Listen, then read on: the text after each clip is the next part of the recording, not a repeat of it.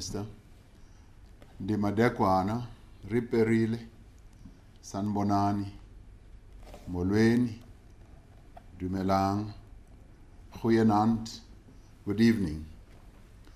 My fellow South Africans, at midnight tonight, it will be exactly 2 weeks since our country entered into an unprecedented nationwide lockdown to contain the spread of the coronavirus.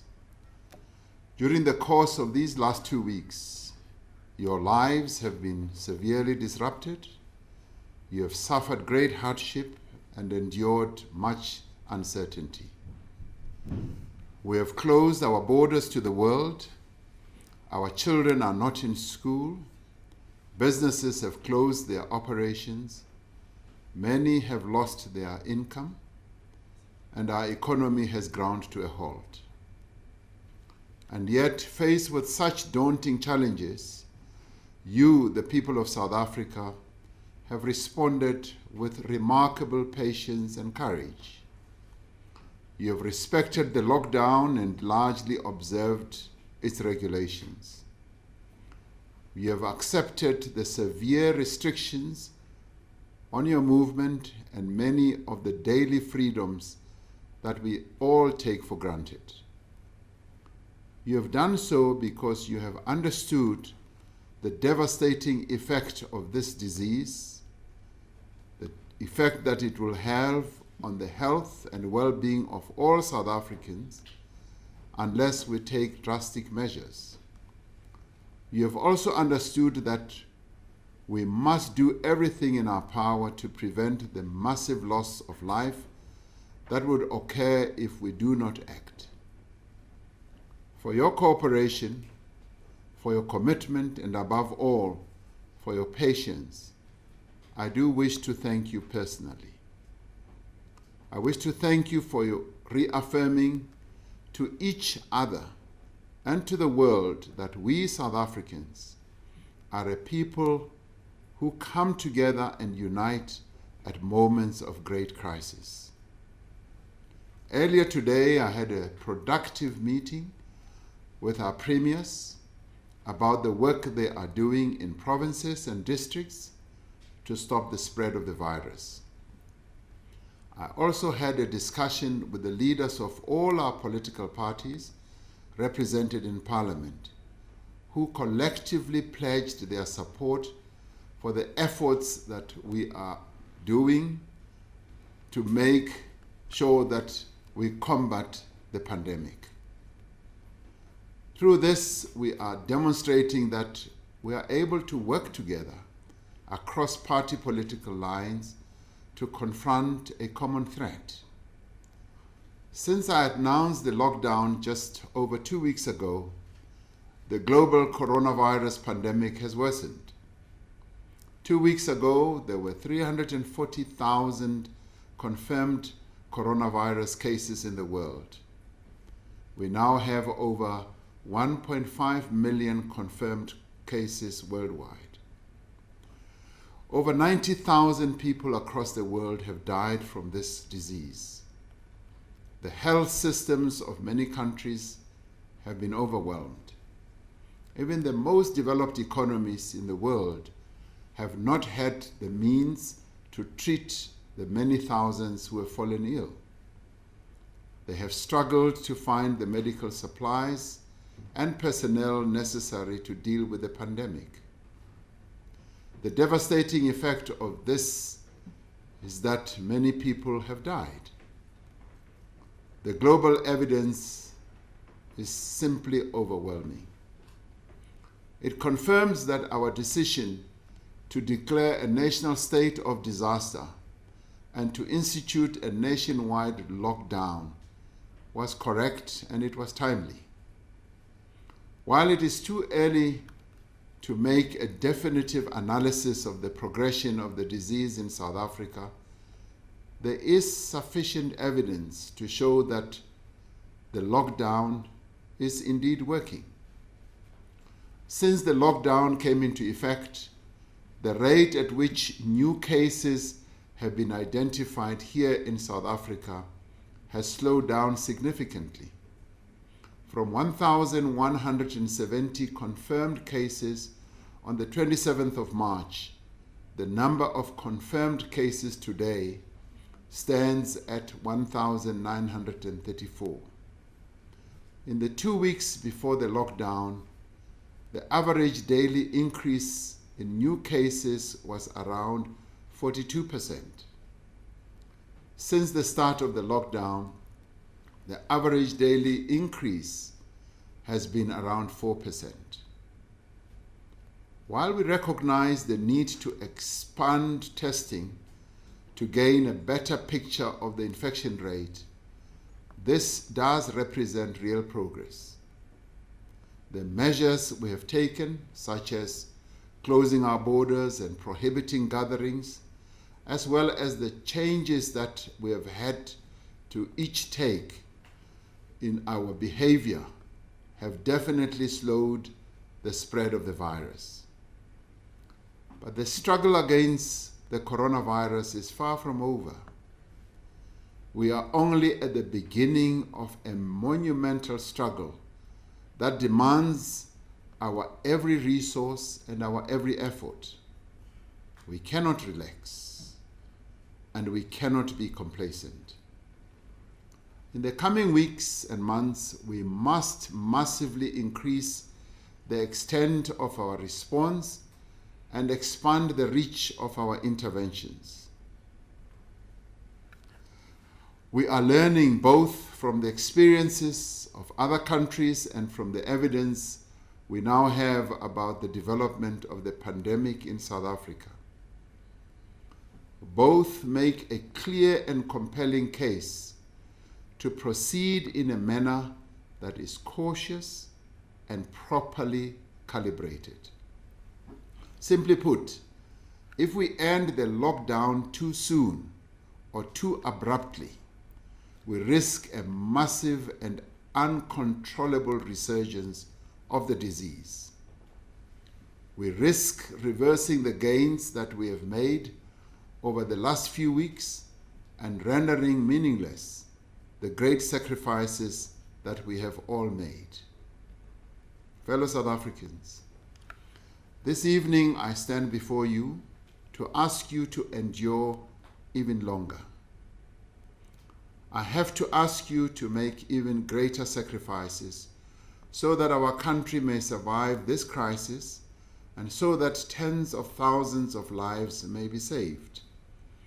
After careful consideration of the available evidence, the National Coronavirus Command Council has decided to extend the nationwide lockdown by a further 2 weeks beyond the initial 21 days. This means that most of the existing lockdown measures will remain in force until the end of April. We will use the coming days to evaluate how we will embark on risk-adjusted measures that can enable a phased recovery of the economy, allowing the return to operation of certain sectors under strictly controlled conditions. We will also use this time to ramp up our public health interventions. We did not take this decision to extend the lockdown lightly. As your president, I'm mindful of the great and heavy burden this will impose on you. I am keenly aware of the impact this will have also on our economy. But I know, as you do, that unless we take these difficult measures now, unless we hold this course for a little longer, the coronavirus pandemic will engulf and ultimately consume our country. We all want the economy to come back to life. We want our people to return to work. We want our children to go back to school. And we all want to be able to move around freely again. But our immediate priority must remain to slow down the spread of the virus and to prevent a massive loss of life. We must do this while preventing our economy from collapsing and saving our people from hunger. We are determined to pursue a path that both saves lives and protects livelihoods. Our strategy in confronting this moment that confronts our country is made up of three parts. Firstly, an intensified public health response to slow down and reduce infections. And secondly, a comprehensive package of economic support measures to assist businesses and individuals affected by the pandemic. And thirdly, a program of increased social support to protect poor and vulnerable households. As government, together with our many partners, we have used this lockdown period to both refine and intensify our public health strategy to manage the virus. Our approach is to screen in communities and test people in hospitals, clinics, and mobile clinics, to isolate those who are infected and to care for those who are ill in our health facilities. We need to do this intensively and systematically. We have used the last week to develop our screening and testing methodology in various parts of the country. Over the next 2 weeks, we will roll out the community screening and testing program across all provinces, focusing in particular on highly vulnerable communities. Those who test positive and cannot self-isolate at home will be isolated at special facilities that have been identified and are now being equipped. At all times, we will observe the human rights of all our people. Let us not discriminate against those people who test positive. To ensure that our strategies are effectively coordinated and to ensure that they are informed by comprehensive, real-time data, we have established the COVID-19 Information Center at the Council for Scientific and Industrial Research, the CSIR. This world-class center will keep track of all screening, testing, isolation, and hospitalization of our people throughout the country. It is already identifying infection hotspots. It is following the spread and the severity of the disease and enabling us to move our focus and resources where they are most needed. We are working with mobile telephony companies and other institutions to locate those people who have tested positive for the virus and those with whom they have been in contact. As part of the second element of our strategy, we have put in place various measures to provide support to businesses in distress, to workers facing loss of income, to the self-employed, and to informal businesses. Many of these measures are being taken up by both large and small businesses. The Unemployed Insurance Fund has set aside 40 billion rand to help employees who will be unable to work as part of the effort to prevent job losses as a result of the lockdown. To date, it has paid out 356 million rand. I would like to applaud all those employers who have continued to pay their employees during this difficult time, as well as those employers who are working with unions and government to assist their employees to access these benefits. I'd like to call on all businesses to continue to pay their suppliers to the extent that they can, to ensure that those suppliers can also continue to operate and pay their staff and suppliers. In this respect, I would like to appeal to all large businesses not to resort to force majeure and stop paying their suppliers and rental commitments, as such practice has a domino effect on all other businesses dependent on that chain. We must do all we can to ensure that the underlying economy continues to function and to focus support on those small businesses that really need them. The Industrial Development Corporation, the IDC, has set aside 3 billion rand for the procurement of essential medical supplies. It has already approved 130 million rand in funding and expects to approve a further 400 million in the coming week to companies who applied for funding under this special facility. The Small Enterprise Finance Agency has approved the postponement of loan repayments for a period of 6 months. The Small Business Debt Relief and Business Growth Facilities are currently adjudicating applications for assistance. There is a total of 500 million rand available in support.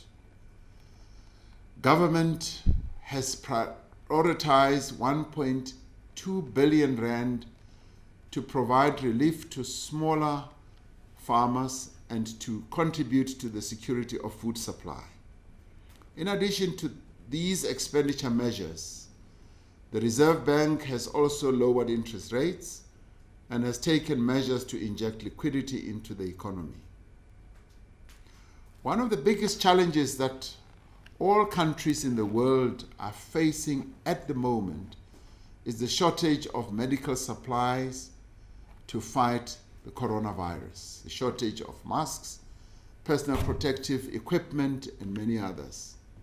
Now, as a country, we have had to rely on our own capabilities to supply some of these goods, but we have also had to source supplies from other countries. In recent weeks, we have seen a massive mobilization of South African business, labor, academics, and government agencies to build the stocks of medical and other equipment needed to fight this virus. We have, for example, established the National Ventilator Project to rapidly mobilize the technical and industrial resources of our country to manufacture non-invasive ventilators, which can be used to support patients that are afflicted by the disease.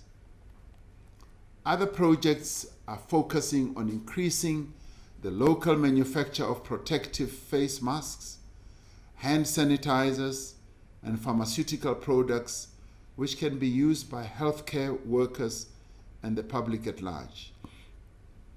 As the third part of our coronavirus response, we have been working to provide basic needs such as water and to maintain the reliability of food supply to the poorest South Africans.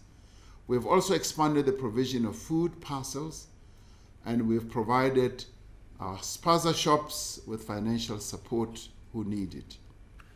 To date, government has delivered over 11,000 water storage tanks to communities in need across the country, and many of these have already been installed. In addition, 1,000 water tankers have been provided for the delivery of water. Several homeless people have been accommodated in 154 shelters. I'm pleased to report that the Solidarity Fund, which was established to mobilize resources from companies, organizations, and individuals to combat the coronavirus pandemic, has so far raised around 2.2 billion rand. It has already allocated around 1 billion rand to buy sterile gloves, face shields, surgical masks, test kits, and ventilators. It will also allocate funds for humanitarian relief to vulnerable households, in addition to the 400 million rand set aside by government for social relief of distress grants. All of these efforts, while necessary and commendable, will not be sufficient on their own to cushion the poor from the impact of this pandemic, nor will they provide the relief that businesses and their employees require. Additional extraordinary measures will need to be put in place in the coming weeks and months to absorb the sudden loss of income to both businesses and individuals. We are in a situation that demands swift action and exceptional methods, a situation that demands innovation and mobilization of every resource that we have. Cabinet will be developing a comprehensive package of urgent economic measures to respond both to the immediate crisis, to the severe economic challenges that we must confront in the months ahead. Further announcement on this next phase of our economic and social support strategy will be made in due course.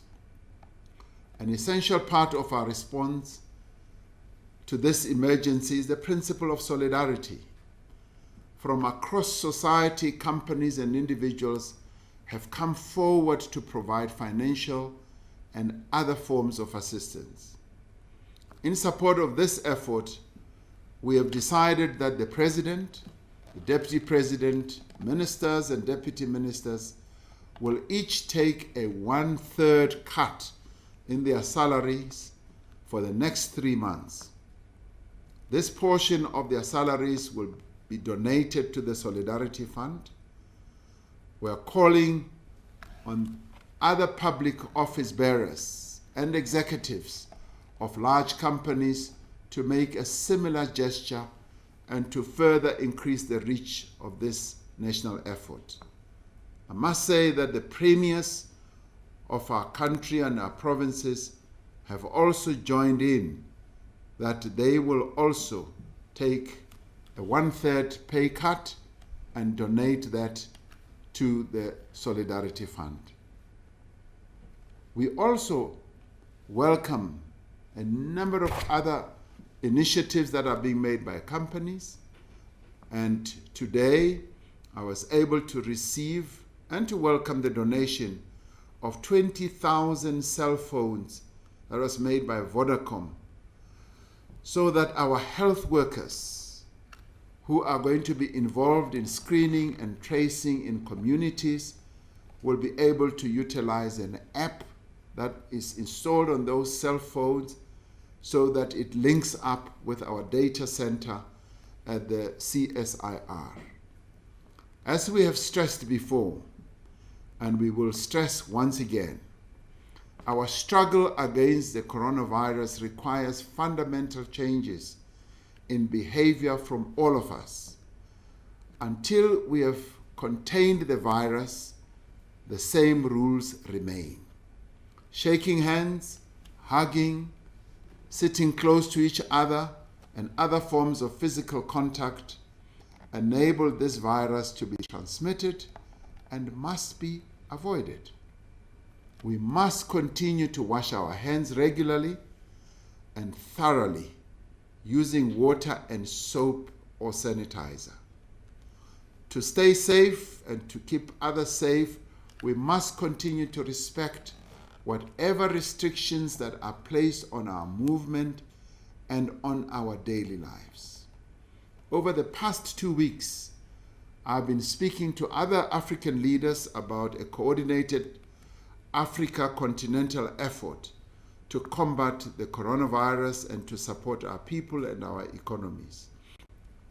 We have established an African Union COVID-19 Response Fund to mobilize resources necessary to support this effort. We have reached out to other world leaders in other countries, even as they struggle with the pandemic in their own countries, to assist the continent with essential medical supplies and support a comprehensive stimulus package for African countries' economies. As we confront this disease in our country, we are part of a great global effort that is bringing humanity together in ways that many never thought possible. For billions across the world, and for us here in South Africa, the coronavirus pandemic has changed everything. We can no longer work in the same way that we did before. As government, as NGOs, as political parties, as large corporations and small businesses, as financial institutions, as community organizations, and as South Africans, we will need to adapt to a new reality. As we emerge from this crisis, our country will need to undergo a process of fundamental change and reconstruction. To do so, we will draw on our strengths, our abundant natural resources, our advanced infrastructure, our deep financial markets, our proven capabilities in information and communication, and the depth of talent amongst our own people. We will draw on our proven capacity for innovation and creativity, our ability to come together in a crisis, and our commitment to each other and our common future. We will learn from global experience and the best scientific evidence, but we will craft a uniquely South African response that uses our own capabilities as a nation. This weekend is a sacred time for many South Africans. For many, it will be difficult to spend this time without their friends and family. I ask that you keep in your thoughts tonight and in our land those who are vulnerable and destitute and those who are alone. I ask that you give what you can to alleviate their burden, to contribute to the Solidarity Fund in any way that you can. This is a difficult time for all of us, yet the message of Easter is one we carry in our hearts tonight. It is the message of hope, of recovery, and rebirth. As we walk this road together, as we struggle to defeat this pandemic, we remain strong and united and resolved as South Africans. Much is being asked of you, far more than should ever be asked. But we know that this is a matter of survival, and we dare not fail. I know we shall recover, and I also know that we shall overcome. May God bless South Africa and protect her people. I thank you.